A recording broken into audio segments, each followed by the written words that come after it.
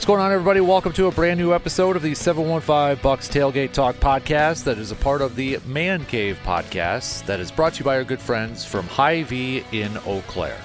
First off, the big news last night surrounding the Milwaukee Bucks. Damian Lillard out for an indefinite amount of time due to a calf or a blood clot in his right calf, a calf issue that he's been dealing with for a while after undergoing a boatload of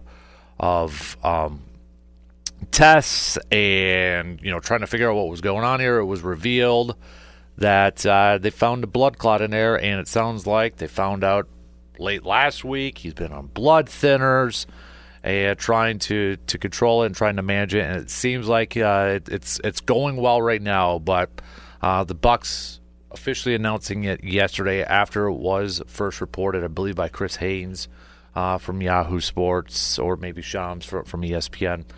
But Dame coming out with a statement after it was announced officially by the Bucks yesterday, saying it's unfortunate that something outside of my control would come up. Along with the Bucks medical staff, our priorities are to protect my health and safety. As much as I love basketball, I need to be there for my kids and my family. I'm grateful the Bucks acted quickly on this.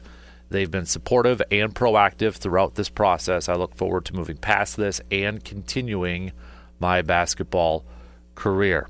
Now, the question is, will he be available for the postseason? Will he be out? There is a report from Sam Amick from the Athletic that, quote, league sources say there is a great deal of optimism that Damian Lillard will return this season.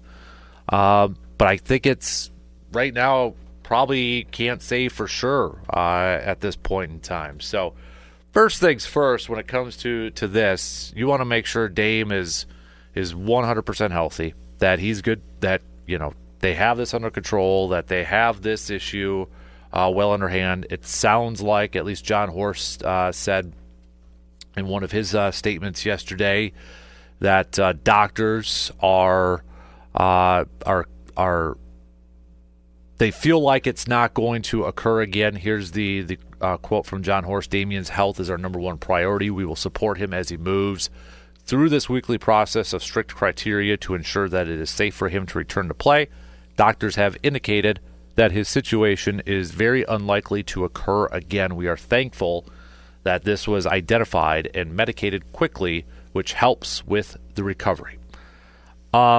I don't want to speculate whether he's going to be back or not, at this point. I mean, you want to make sure he is healthy. This is a scary situation when it comes to something like this. So priority is to make sure he's good and he's 100% cleared from this, because it is a very, very scary situation when it comes to an injury like this. Victor Wembanyama, it was shortly after the All-Star break. Remember, they found one in his shoulder and they declared him out for the season and such. So I know I'm a little bit different in that, and if we catch up with Dr. Crow on Friday, we can get a refresher on that. But definitely, still, it's a very scary health concern for Dame. But on the basketball side of things, if we just kind of look at it from a basketball perspective, potentially 3 years in a row now, this Bucks team is going to be heading into the postseason without one of their major contributors. 3 years ago, it was Chris. Last year it was Giannis. This year potentially Dame. And this is a Bucks team that's, well, they're fighting for some playoff positioning right now. And with time running out, with just 11 games left to go in the regular season, it'll be 10 after tonight's game against the Nuggets. It's not looking like the Bucks will have a home court advantage in the first round. They're 2 games back from the Pacers for that 4th seed. They're tied right now with the Pistons, although they hold the slightest of advantages when it comes to win percentage. So they're barely hanging on above the Pistons, who are in that 6th spot. I feel like the Bucks will probably still remain in that top 6, where they won't fall into the play-in tournament aspect, because it does ease up a little bit in terms of schedule after the Nuggets and after Friday's game against the Knicks. But from a pure basketball standpoint, this is a huge blow to this team, especially if Dame doesn't play in the playoffs. Now, I wasn't expecting them to make a deep run.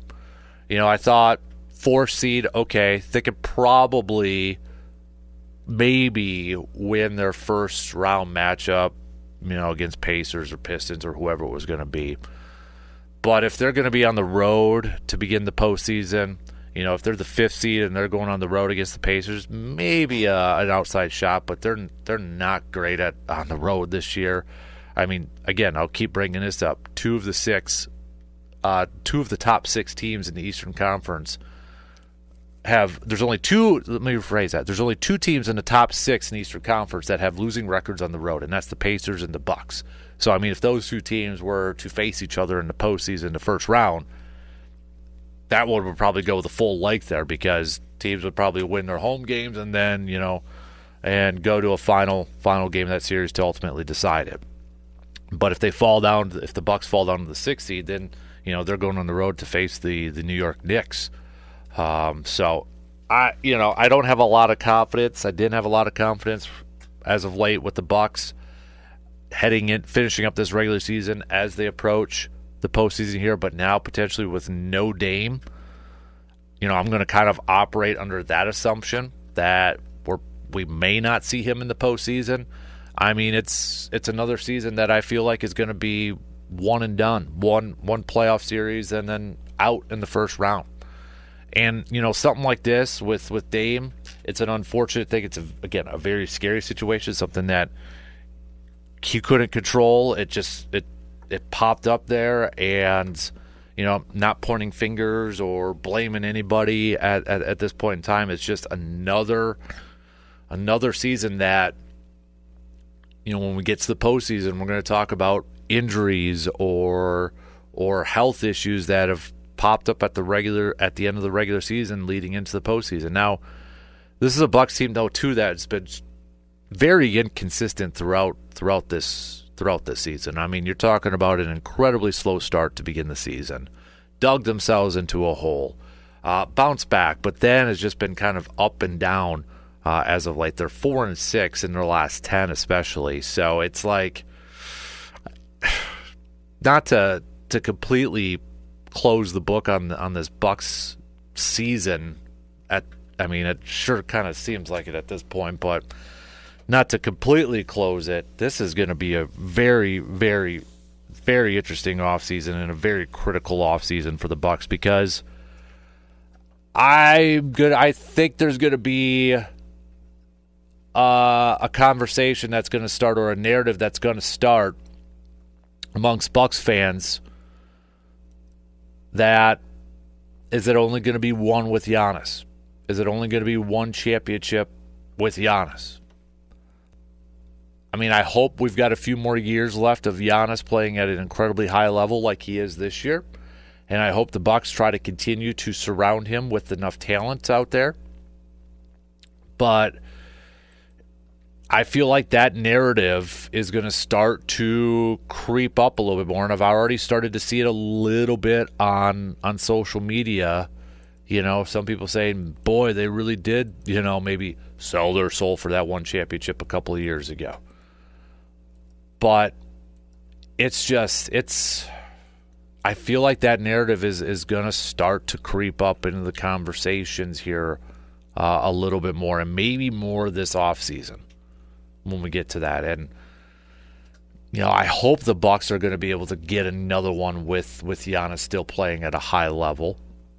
I really do, and I hope they can figure it out. And they're going to have a little bit more financial flexibility this offseason to maybe build a roster around Giannis and Dame. I feel like Dame and Giannis are going to be back next year for the Bucks, but something else after that has to change.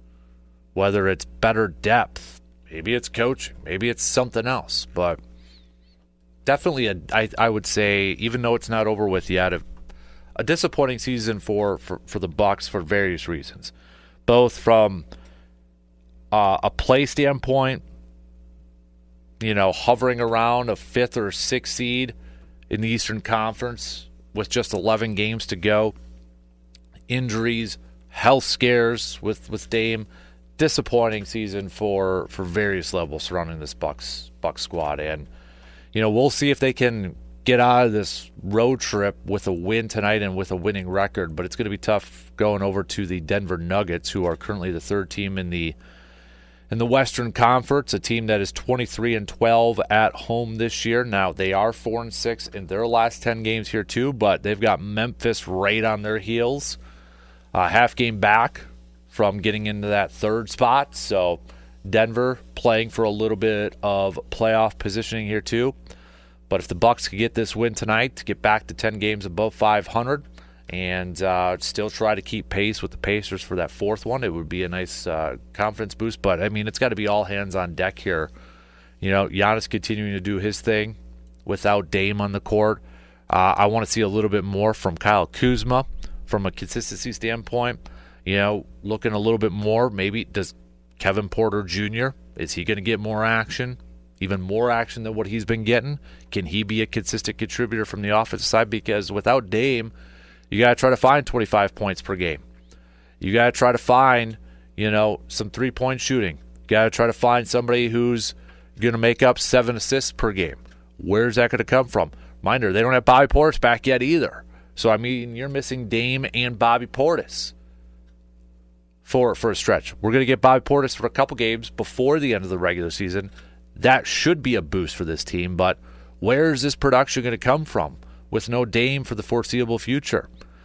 It's got to be an all hands on deck outside of Giannis. Giannis just got to continue to do his thing. I mean, to ask him to do more is, that's a tough ask, but maybe more from Gary Trent Jr., more from Kevin Porter Jr., more from Prince, more from those guys, more from Brook Lopez. It's got to come from everywhere. Everywhere. Everybody's got to step up their game here a little bit. And if it's not going to be from an offensive standpoint, maybe it's got to come from a little bit more from a defensive effort. If you can't find a way to fill in those offensive numbers and what Dame can provide on the offensive side, it's time to up the defensive end.